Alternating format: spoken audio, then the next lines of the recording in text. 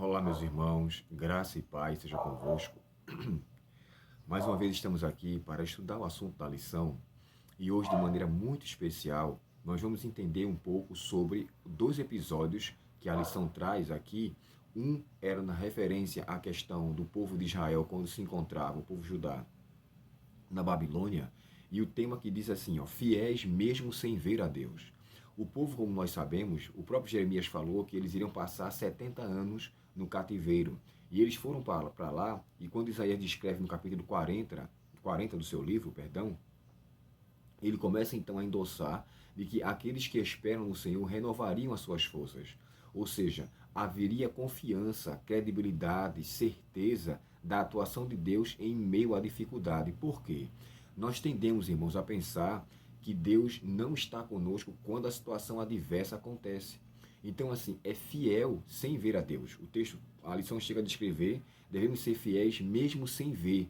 A minha situação está acalorada, está difícil, está complicada, mas eu jamais devo perder o senso da presença de Deus, de maneira que eu veja Ele como uma pessoa distante, como uma pessoa que não está presente, como uma pessoa que está me permitindo passar por uma situação e me abandonou na verdade. Deus não é um Deus distante. Deus nunca deixa de se compadecer dos seus filhos. Ele permite com que situações aconteçam e que eu venha colocar agora à prova a fé que ele me deu. É tanto que quando ele chega a dizer aqui no capítulo 40 e no verso 27 do livro de Isaías, olha o que é que diz essa Bíblia na tradução NVT, diz assim: Ó Jacó, como podes dizer que o Senhor não vê o que se passa? Essa expressão, irmãos, não vê o que se passa, é a mesma que está na pergunta que diz aqui, ó. Como o profeta descreve, essa descrição pretende responder à crença de nosso caminho que está encoberto. Ou seja, o caminho que está encoberto aqui é a mesma significação daquele que está lá. O caminho está encoberto como se Deus não visse o que estivesse passando. Ou seja, diante de Deus, eu estou omisso, eu estou como que não sendo visto. E o texto diz bem claro, Jacó, como pode dizer que o Senhor não vê o que se passa?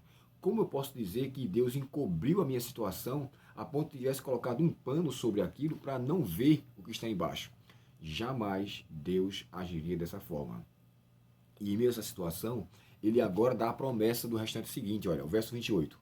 Você não ouviu, você não entendeu, o Senhor é o Deus eterno, o Criador de toda a terra. Ele nunca perde as forças, nem se cansa, e ninguém pode medir a profundidade de sua sabedoria. E aí ele conclui dizendo assim, ó, ele dá força ao cansado e vigor aos fracos. Até os jovens que se perdem suas forças e se cansam, e os rapazes tropeçam e são exaustos, mas os que confiam no Senhor renovam as suas forças.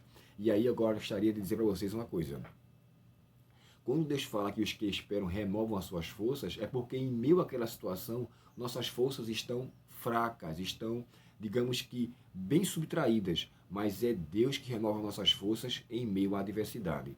Mais adiante aqui, a lição menciona a história de Esther, onde o povo agora tinha sido decretado que seria morto, de acordo com um decreto que foi assinado pelo rei daquela época.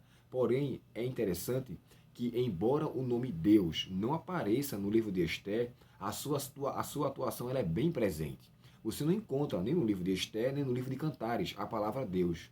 Mas o que me chama a atenção é que Esther convoca a todo o povo a fazer um jejum. E eu pergunto a você, a quem seria esse jejum?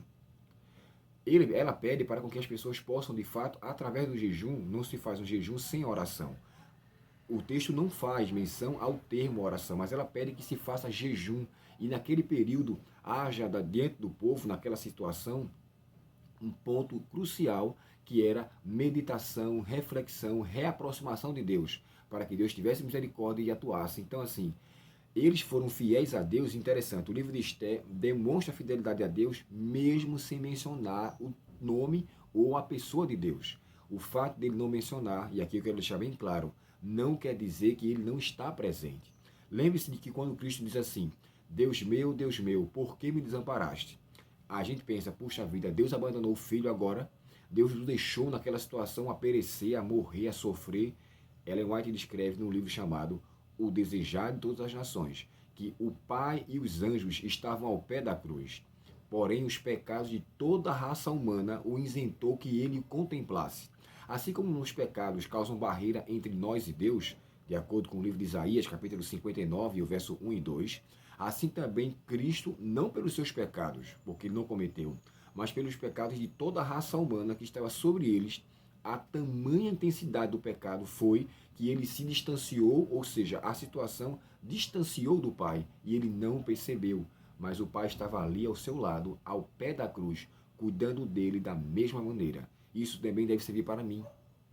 Quando a minha adversidade vem e eu sou tentado a duvidar da atuação de Deus, que eu tenha a convicção que Deus está comigo sim.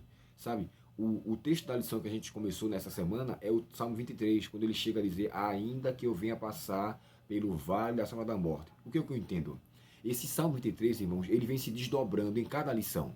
Em cada lição ele vem se desdobrando. E ele mostra mais uma vez a eficácia desse verso em toda a lição de escola sabatina. Que eu e você nunca nos esqueçamos do cuidado, da bondade, da proteção, da intervenção e da presença de Deus em nossa vida. É dessa maneira que a gente vai ter ter por ele a fé acrescida, mesmo quando nós não vemos. Eu citei para vocês um outro livro, né? Quando o texto é falado, Ellen White chega a descrever que muitas coisas que hoje não são explicadas, elas serão então explicadas, elucidadas, a fim de que a gente possa entender melhor sobre certas coisas. Aqui, nem sempre iremos entender tudo. O que deve levar em consideração é, eu preciso ver mesmo, eu preciso crer mesmo sem ver. E aqui, eu preciso ser fiel a Deus, mesmo que a situação seja adversa, porque o inimigo vai fazer isso para comprometer a sua confiança, a credibilidade e a certeza do cuidado e do amor de Deus para você.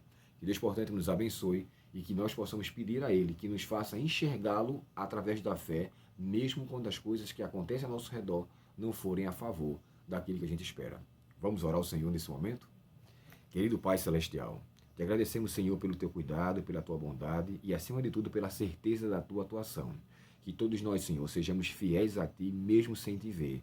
Dá-nos a tua paz neste dia, perdoa os nossos pecados e nos dá, Senhor, a certeza da tua presença em nosso coração, em nome de Jesus. Amém. Meus irmãos, se porventura o áudio tiver ficado baixo, por favor, me perdoe. Minha voz ainda está muito ruim, eu não estou conseguindo falar da maneira como gostaria e a garganta fica seca com frequência, eu fico tomando água de instante a instante, mas ainda assim não estou recuperado. Peço que vocês possam orar por mim, para que Deus conceda o meu restabelecimento, a minha restauração e que eu possa voltar a poder falar novamente das maravilhas que Deus tem feito em nossa vida. Deus abençoe você e, mais uma vez, curta esse vídeo, compartilhe e nos ajude a crescermos na graça e no conhecimento de Cristo Jesus. Um bom dia e até o próximo estudo.